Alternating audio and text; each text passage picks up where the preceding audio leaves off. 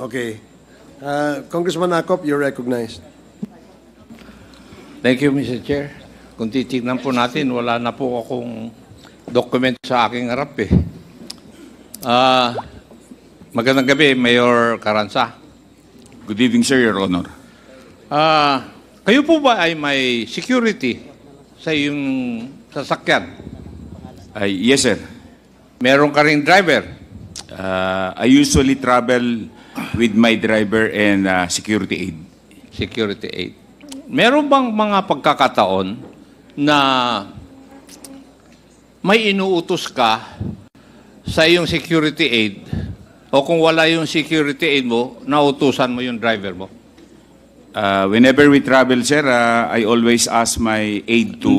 Hindi ko sinasabi kung nagtra-travel kayo. Yes, sir. Ang tinatanong ko, were there instances o merong mga pagkakataon na nauutusan mo yung iyong security aid? At kung wala yung security aid mo, ang nautusan mo yung driver mo?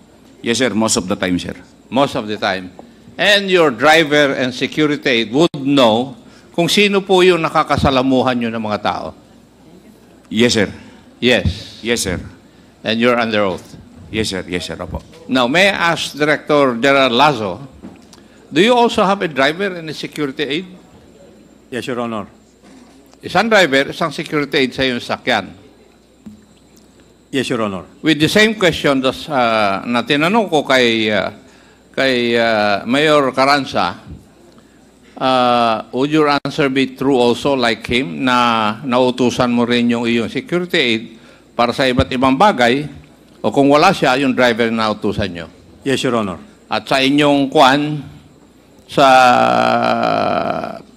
everyday activity, yung driver ninyo o yung security nakakaalam kung sino po yung nakakausap ang nakasalamuha po ninyo? Yes, Your Honor. Yes. Yes, Your Honor. At kung kayo'y nandun sa kotse o nasa opisina at walang bisita, nakakwentuhan ninyo yung driver nyo at saka security aid. Tama? Yes, Your Honor. Would that be true also, Mayor Carranza? Yes, sir. Now, Mr. Sunny Benaventura, narinig mo yung sagot ng Director General ng PDEA at saka Mayor ng Silang Cavite. Tapos sasabihin mo dito sa committee na ito na ikaw ay driver at security lamang at wala kang kaalam-alam. Matanong nga kita, o nagsisinungaling ka? Sa ano po, Your Honor? Mag-ingat ka. Dahil baka hindi ka na makauwi. Ano? Ang ibig mo sabihin, driver security ka lang, hindi mo alam kung sino-sino yung mga nakakausap ng iyong boss? Wala pa ba naitanong sa akin, Your Honor? Ano po? Wala pa naitanong sa akin kung sino yung kausap ng boss ko. Hindi mo alam? Kasi ang sagot mo kanina sa mga katanungan ng aking mga kasama rito ay driver security ka lang and you do not bother o na malaman kung sino yung kausap ng iyong boss, anong ginagawa niya. Di po ba? Di ba yun ang sagot mo kanina sa kanilang mga katanungan? Ang kuha ko lang yun, ang sabi ko sa driver security ako, tapos hindi naman ako particular kung sino yung kausap ng boss ko, Your Honor. Hindi ko naman tinatanong na maging particular ka eh. Ang tinatanong ko, kagaya ng pagtanong ko kay Mayor Carranza at kay DJ Lazo, yung kanilang security aid o driver, nalalaman. Alam nila kung sino yung bumibisita kay Mayor, sinong kausap niya. Di ba? Yes, Tapos Your Honor. sasabihin mo sa amin dito na driver security ka lang? At wala kang pakialam dun sa kwan? Oh, come on. Huwag mo akong bulahin. Di ba? Kung nabula mo si Chairman Dan Fernandez, huwag mo akong bulahin. Di ba? Wala Sige, pa ba, iyo. wala pa man akong alam. Hindi ba sila nagsabi kung sino yung kausap ng dating Mayor ang sinasabi mo o kasagutan mo, Mr. Benaventura, is hindi mo alam kung sino ang kinakausap ni Mayor. Hindi ako nagsabi niya, Your Honor. Hindi, tinatanong nga kita eh. Kasi kung mali ka ng sagot, baka hindi ka nga makauwi mamaya. Mag-isip ka maigi. Parehas lang tayong pulis.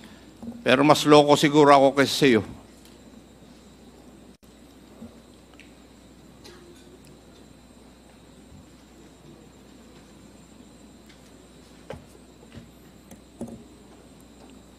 Hindi mo alam?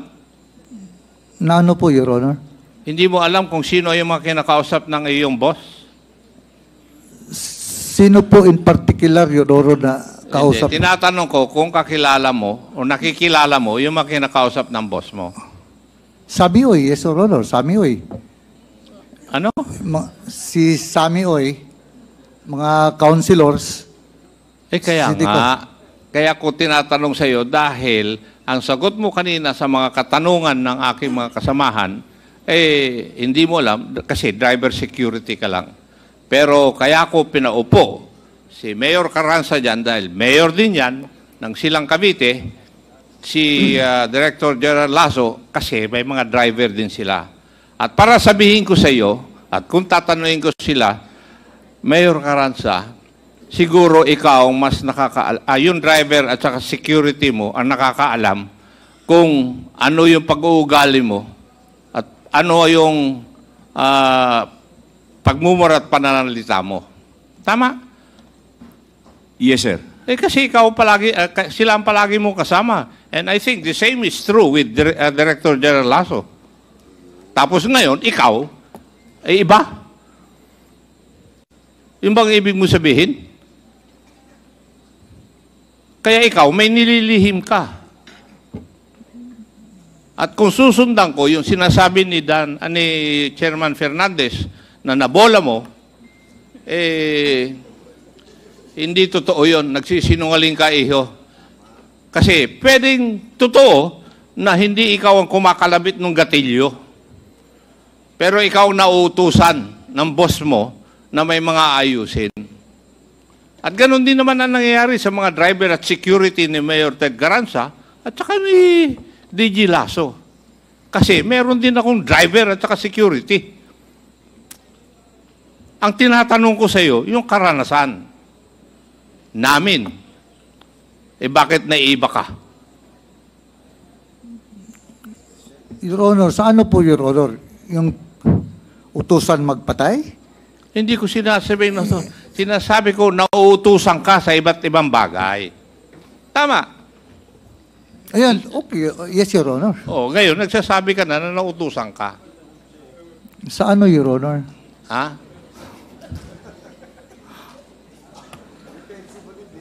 Masyado ka defensive, iho. Hindi ko alam kung naging investigador ka. Ako naging investigador kasi yun ang trabaho ko, iho. Sa iyo palang pananalita, alam ko nang may inililihim ka o may iniiwas. Kasi ang taong tinatanong, pag masyadong maiwas, may inililihim. Maswerte ka kasi